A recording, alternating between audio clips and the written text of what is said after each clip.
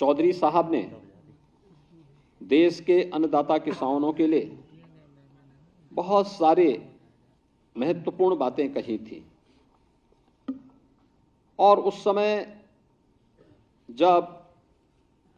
आबादी भी कम थी और वे स्वयं उन्होंने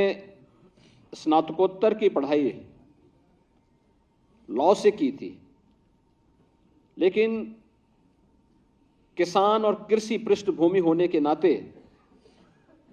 उनका बहुत सारे मुद्दों पर बहुत स्पष्ट था और स्पष्ट राय थी कि जब तक किसान गरीब रहेगा भारत अमीर नहीं हो सकता। ये चौधरी साहब की बातें थी। ग्रामीण भारत ही असली भारत है। भारतवर्ष की समृद्धि का मार्ग देश के खेत एवं खलियान से होकर के गुजरता है, या जागरूक जनशक्ति ही सबसे बड़े लोकतंत्र का आधार है।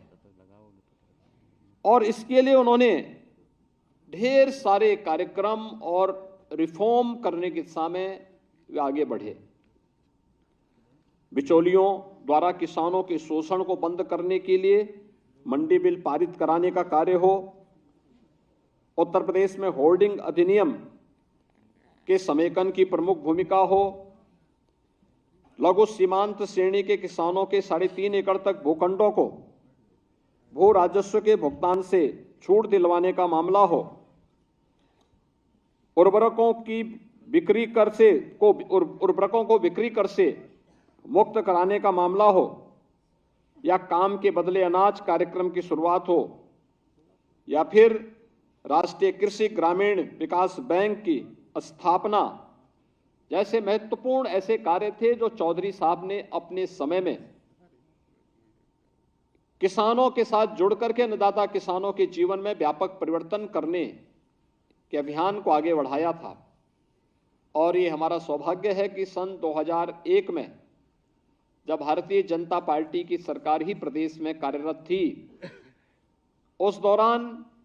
चौधरी साहब के इन सपनों को जमीनी धरातल पर उतारने के लिए चौधरी साहब के जन्मदिन को किसान सम्मान दिवस के रूप में हम मना सकें, इस दृष्टि से राज्य सरकार ने जिस कार्यक्रम को आगे बढ़ाया था,